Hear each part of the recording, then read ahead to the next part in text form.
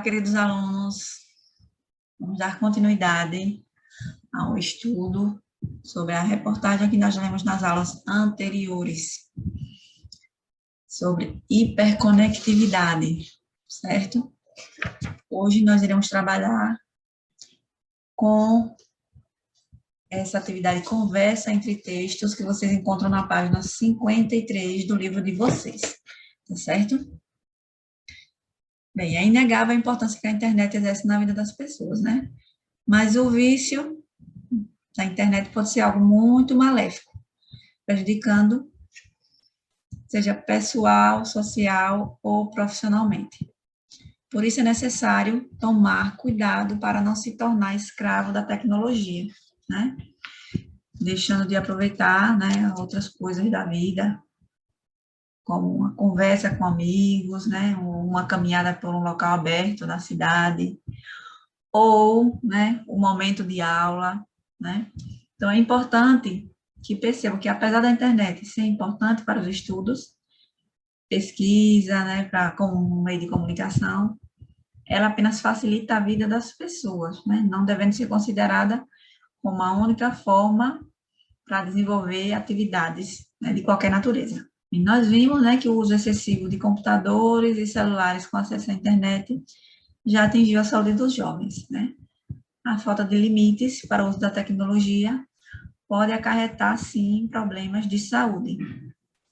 Quem convive com adolescentes sabe que um dos piores castigos para eles, né, para vocês, é ficar sem celular e sem computador. Os jovens permanecem conectados aos amigos e à família 24 horas por dia, ligando, trocando torpedos, né, trocando mensagens e atualizando status nas redes sociais. De acordo com o sociólogo polonês Zygmunt Bauman, né, na era da informação, a invisibilidade equivale à morte, né? Todo mundo tem essa sede por ser visto, né? Então, nessa fase marcada pela busca da identidade e da autonomia, né, é muito comum ver adolescentes imersos nesses meios de comunicação. Então, é importante ter em mente que a juventude de hoje, assim como as gerações passadas, tem essencialmente as mesmas necessidades, né? Eu também já fui adolescente e eu tinha também as mesmas necessidades que vocês. Então, a gente queria o quê? A gente queria se vincular a um grupo, ter autonomia, né? Consolidar a nossa identidade. O que muda, né, é atender essas necessidades na era da informação, né? Vamos lá.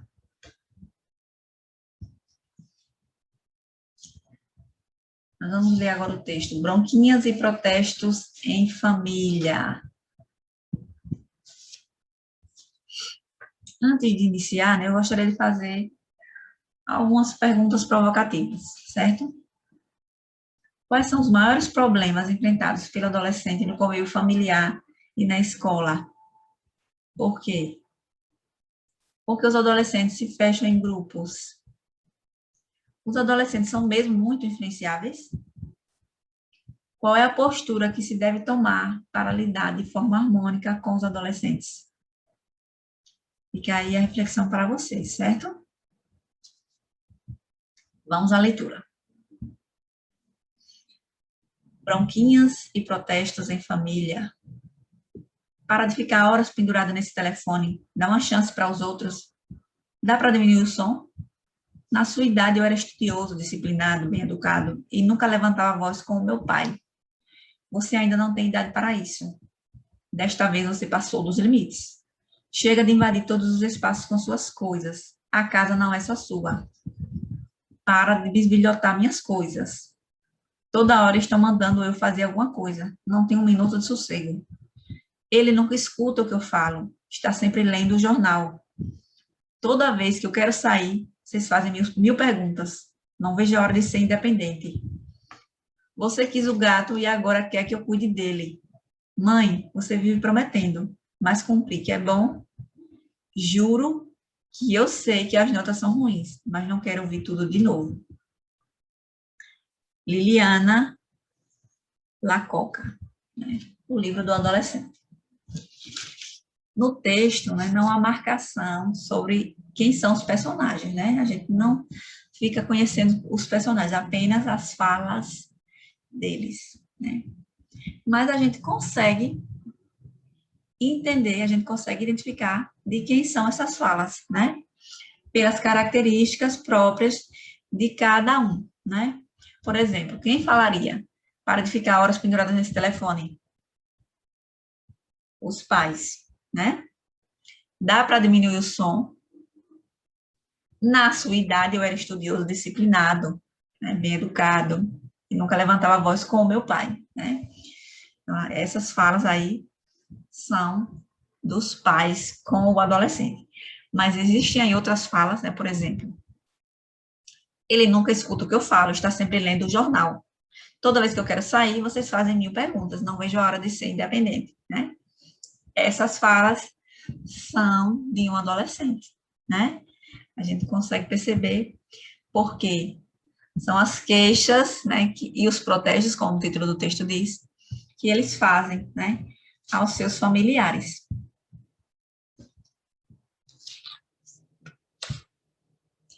O que essas frases apresentadas revelam sobre conflitos entre pais e filhos?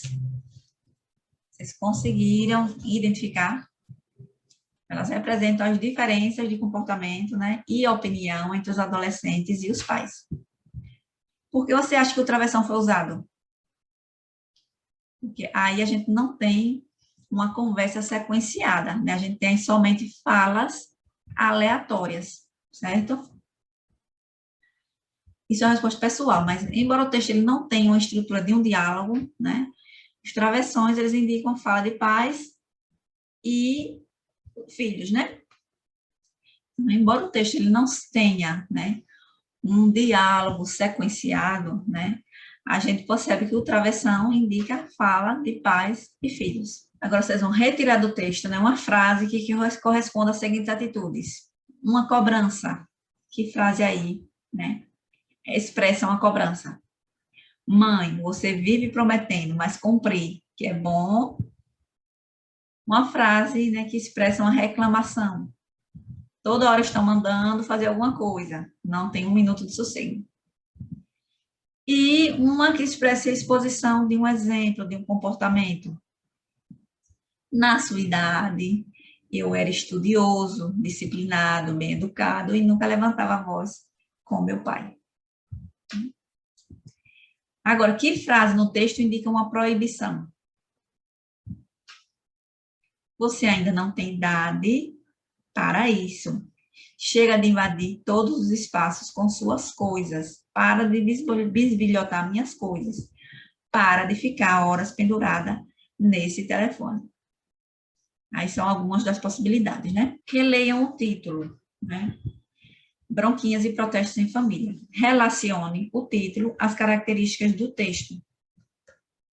O texto ele é uma coletânea de frases e protestos que refletem os conflitos na relação familiar, né? Ou seja, as briguinhas cotidianas que ocorrem por razões diversas. O uso da palavra bronquinhas, no diminutivo de bronca, ameniza a relação conflituosa mostrada no texto?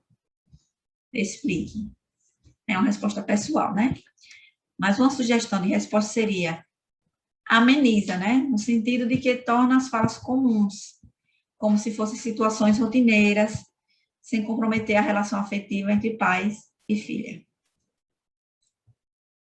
O texto apresenta um conjunto de frases reunidas, sem que haja, porém, expressões responsáveis pela ligação entre as ideias, ou seja, sem elementos de coesão, que nós estudamos na aula passada, né?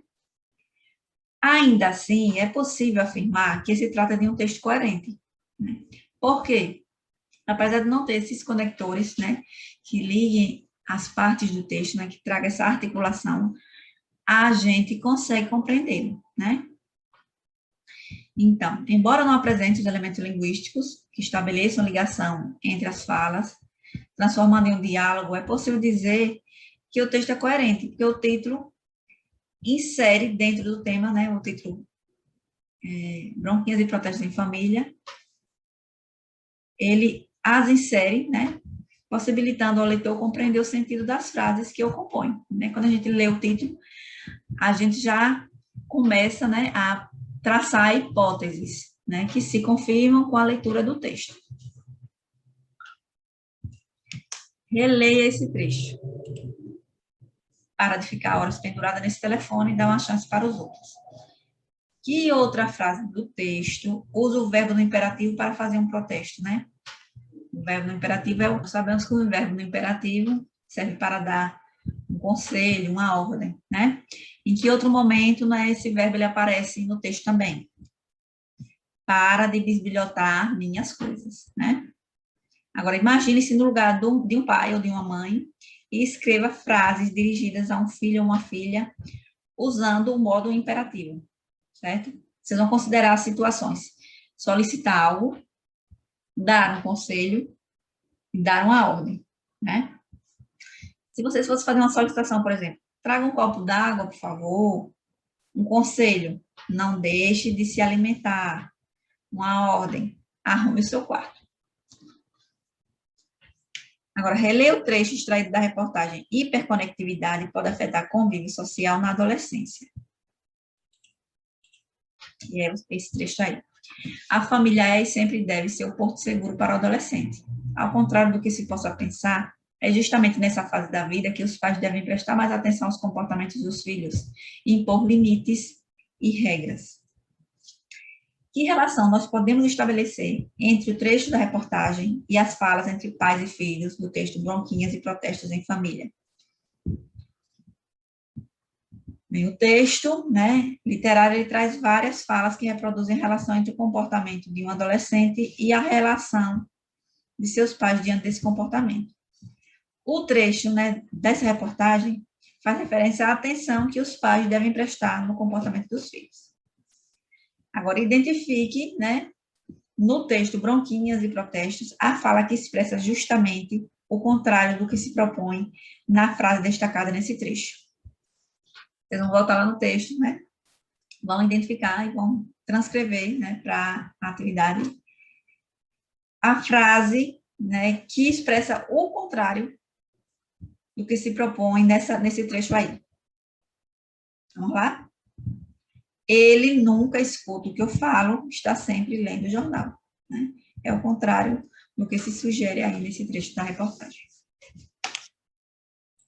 Releia os seguintes trechos extraídos deste capítulo. Para de ficar horas penduradas nesse telefone, dá uma chance para os outros. De acordo com dados do Instituto Brasileiro de Geografia e Estatística, IBGE, os adolescentes lideram o ranking no uso de celulares e internet. Pela ideia que o trecho 1 transmite, o telefone a que o pai da menina se refere é de uso individual ou coletivo. O uso é coletivo, né? Porque se ele diz assim, para de ficar pendurado nesse telefone, dá uma chance para os outros, então outras pessoas precisam utilizar esse telefone. Considerando a opção apontada por você como resposta à questão anterior, o que é possível inferir sobre a evolução da tecnologia no uso de telefones? É possível inferir que a tecnologia de telefonia desenvolveu bastante nos últimos anos, né?